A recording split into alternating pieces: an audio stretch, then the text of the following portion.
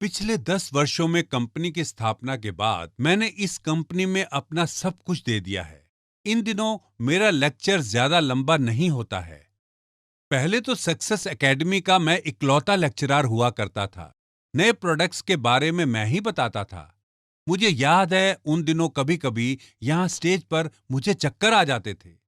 मेरा हफ्ता सफर करने में बीत जाता था, वो भी नेशनल हाईवे पर। सोच सकते हैं, मैं उससे बुसान, डेगू, उल्सान इत्यादि जा रहा था।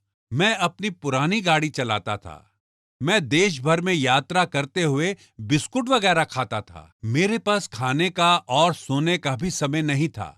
कई बार मेरी नाक से खून आता था और मेरी आंखें हमेशा लाल होती थी। मैंने मन ही मन सोचा, इस तरह तो मैं मर जाऊंगा।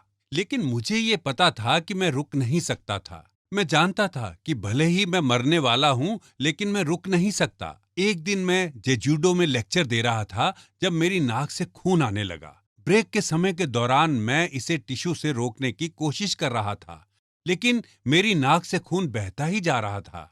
मेरे शरीर की हालत खराब थी। तब इंपीरियल मास्टर ह्यून सूक किम ने कहा, प्रेसिडेंट पार्क, लेक्चर रोक देते हैं। आपको पता है कि मैंने क्या कहा? मैंने कहा, इसकी बजाय मैं लेक्चर देते देते मर जाना चाहूंगा। भले ही मैं मर जाऊं, लेकिन कंपनी अच्छा करेगी। मेंबर ये मान लेते कि कंपनी के लिए कड़ी मेहनत करते हुए मैंने अपनी जान दे दी। वो मेरी विरासत को आगे बढ़ाते और अपने पार्टनर्स की देखभाल करने के लिए प्रेरित होते। अगर मैं काम करते हुए मर जाता तो क्या ऐसा नहीं होता? इसीलिए कड़ी मेहनत करते हुए मरना मुझे स्वीकार था। अगर मैं नहीं मरता तो मैं काम करता रह सकता था, लेकिन लोग इतनी आसानी से नहीं मरते। मौत के मुंह तक पहुंचने जितना काम करके देखें। कड़ी मेहनत करके मरना भी काफी मुश्किल है। इसके बजाय आपको अपने लिए एक लक्ष्य निर्धारित करना चाहिए, ताकि आपको काम करते हुए मरना भी स्वीकार हो। आपका ऐसा मनोभाव होना चाहिए कि अगर आप अपने परिवार को गरीबी से बचाने में सक्षम होते हैं, तो आपका काम करते हुए मर जाना ठीक है। फिर आप सभी इतनी जल्दी अपने घर क्यों चले जाते हैं? आपके घर में इतना खास क्या है जो आप इतनी बार जाते हैं? आप अपने घर इतनी बार क्यों जाते हैं? आपका इतनी बार घर जाना जरूरी नहीं है। आपके सीनियर्स सच में रोज घर नहीं जाते थे। शायद सप्ताह में 1 या 2 बार। जहां भी उनको जरूरत होती, वो वहीं भागे जाते थे। उस समय के सभी लीडरों की आवाजें बैठ गई थी। क्यों? क्योंकि वो आधी रात तक अपने पार्टनरों को सलाह देते थे। अगर पार्टनर रात के 12 बजे व्यस्त होता, तो वो उनसे रात के 1 बजे मिलते। अगर पार्टनर ने दोबारा पुकारा और कहा कि उन्हें सलाह की जरूरत है, तो लीडरों ने सलाह दी, भले ही रात के 2 बजे हों। इसलिए उनके पास ठीक से सोने का भी समय नहीं था कि वो सुबह जल्दी सेंटर में जाती थी।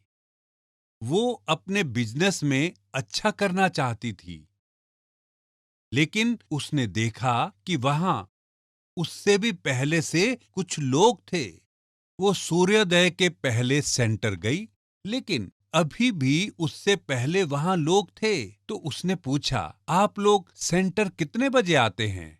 वहां के लोगों ने कहा, वास्तव में हम घर जाते ही नहीं हैं। अगर आप एक महीने में 37,50,000 रुपए से 75 लाख रुपए कमाने वाले हैं, तो क्या आपको बिजनेस में ऐसे ही जुनून के साथ लगे नहीं होना चाहिए?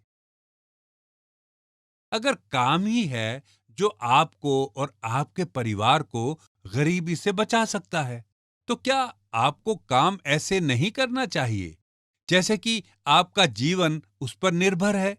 क्या एटॉमी आपसे एक कॉलेज डिप्लोमा मांगता है?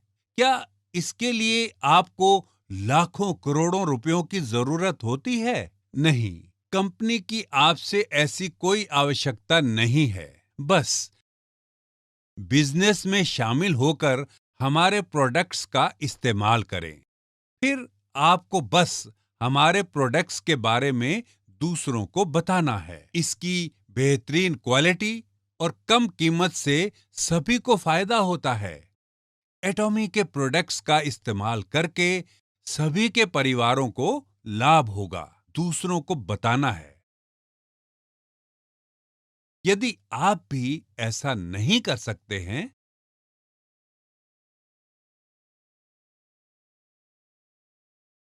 तो उन लोगों को यहां सेमिनार में ले आए। अगर आप ऐसा करेंगे तो आप सफल हो जाएंगे।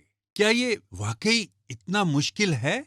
प्रेसिडेंट पार्क, ये बहुत मुश्किल है। ये मेरा दिमाग खराब कर देता है। बस बाहर जाएं, जाएं और अस्वीकार हों और अपमानित भी हों और बिल्कुल नीचे से शुरू करें। आपको बिल्कुल नीचे होना होगा। दरअसल इन दिनों आप पहले की तुलना में इतना अस्वीकृत नहीं होंगे क्योंकि ज्यादातर लोग हमारे प्रोडक्ट्स की क्वालिटी को जानते हैं। दूसरों से इनका उपयोग करवाने के लिए पापड़ नहीं बेलने होंगे। शुरुआत में लोगों ने हमारे प्रोडक्ट्स के बारे में सुना भी नहीं था। वो कहते थे, ये प्रोडक्ट्स कहाँ से आए?